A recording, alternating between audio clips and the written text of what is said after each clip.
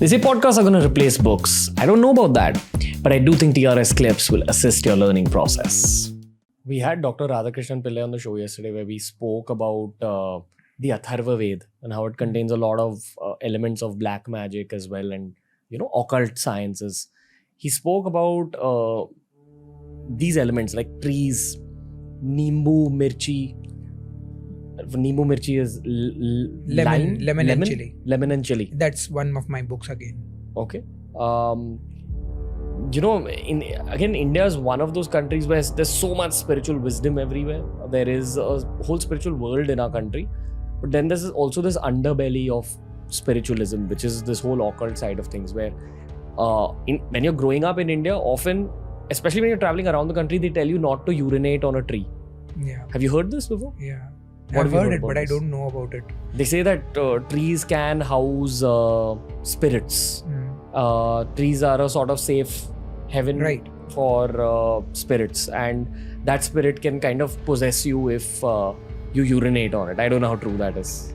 I've not urinated on a tree yet. So I don't know, but what do you make of all this? What I've heard is, I have heard something similar to this, not about urinating, but not to walk under a tree, especially a banyan tree at night. Yeah, banyan trees. Or people tree, Yeah. So because they believe that they have a betals on it. No, what is a betal? That is the hanging kind of a ghost which hangs from a tree. Like a gargoyle? It makes, it looks like a gargoyle, but a gargoyle would be very different because a betal usually does not have a form. Again, a betal is a man who has died. And because of some unfulfilled wishes, he stays attached to a tree because a tree is a very permanent kind of thing, right? So he stays there. So that's what a betal is. And a betal is supposed to again haunt the people who pass by, even travel with them to their homes and then jeopardize their entire lifestyle, create havoc. When the man is dead, he returns back to the tree. In one of the stories you spoke about, how you depossess a person or you cleanse an environment.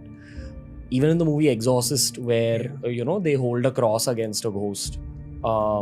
In Islam, there's talk of jinns and how again there's a spiritual element. That's what Maulvis do in order to kind of cleanse a place. Even in Hinduism, there is an element of chanting and meditation which cleans environments.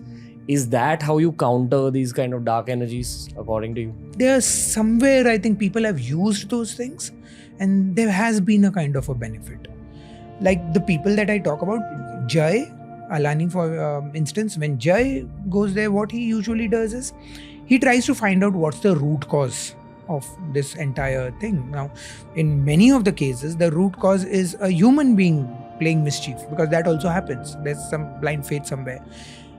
Or sometimes you just latch on to what that place is from, which is the epicenter. Because there's always an epicenter of all these things. If a haunting is happening in a particular area, then there is one thing that is causing that haunting, which I have seen a lot in Jai's stories. So like in one of his stories, there was a curio, kind of a souvenir, which a person had bought from a foreign country, and that had a spirit in it. And because of that, that guy had a terrible motorcycle accident. He got disfigured. He lost his wife because of that.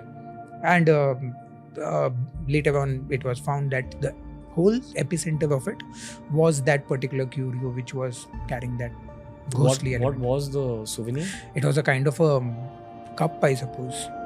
Just a very harmless looking mug. But it had been possessed by... So there were these objects also that we talk about. Since you spoke about conjuring, so the people, the Warrens, they had this whole museum which had all these artifacts. I think we'll have to give the listener some context here. So I think in The Conjuring, towards the end of the movie, they call depossession experts, I don't know what to call them, paranormal investigators. Who kind of help clean up a place if it's deeply haunted. Yeah. And that was the Lawrences. That was the Warrenses. Ed and Lorraine Warren. So, the Warrens. Okay. Warrens. So, the Warrens have a museum that contains all these artifacts. And they've just kept them there. I would not want to enter that museum. including the very famous Annabelle doll. That's still there today. That's still there. Okay. That's still there. The movie series you must have heard of. we are also making ourselves vulnerable to the other world because they are listening to us. They know that we are interested in them. So therefore you have to be ready, because the ghost, possibly such entities might decide to show themselves to you.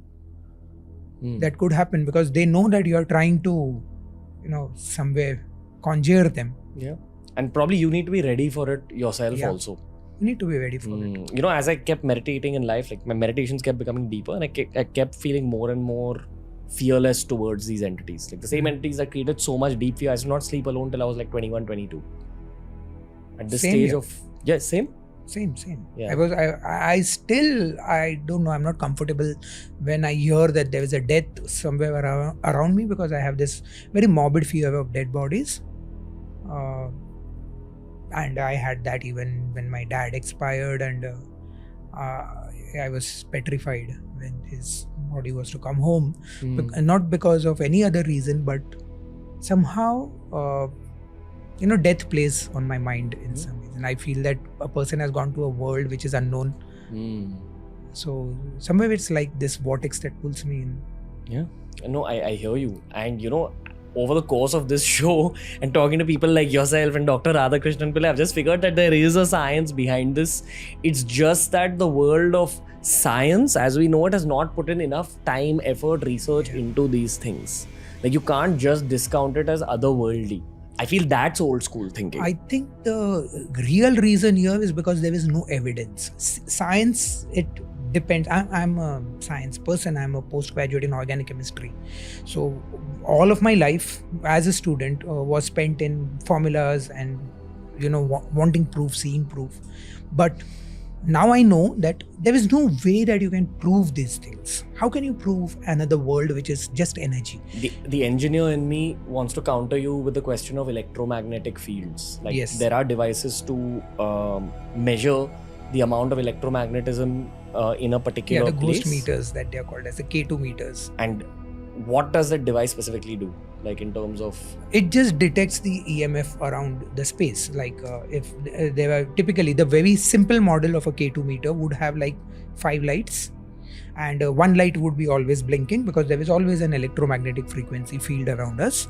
So that would always be blinking. But sometimes if suppose this is a live wire now, if I go near it will be up to 2 lights or something like that. But there are certain things, certain places, like somewhere in the deep of the jungle, suddenly all 5 lights will come on. Now there's no reason why there should be an EMF there, but then they come on. So this is how it works. Now again, this is an observed proof, but you do not know what is causing it yet. You infer that it may be a ghostly entity, but have you seen the ghostly entity? No. You are just making an inference. So that is where I feel that still we have that disconnect. And till the time we do not actually see a ghost, like with our eyes, our normal eyes. Or experience a ghost. Or experiences are again individual. So my experience, the world may not believe it. They will just debunk it. I'm talking about the people who do not believe in such kind of things. But then technology is advancing by leaps and bounds. Like I just saw on Twitter yesterday that in Japan there is a tech to record our dreams and play those back to us. So there is a technology for that now. So I'm sure that something might happen. But yeah, as you also said, we need to have that drive to do something in this field. Thank you for watching this clip. If you want to learn more about this topic, we've curated a playlist just for you, and here's a link to the whole episode.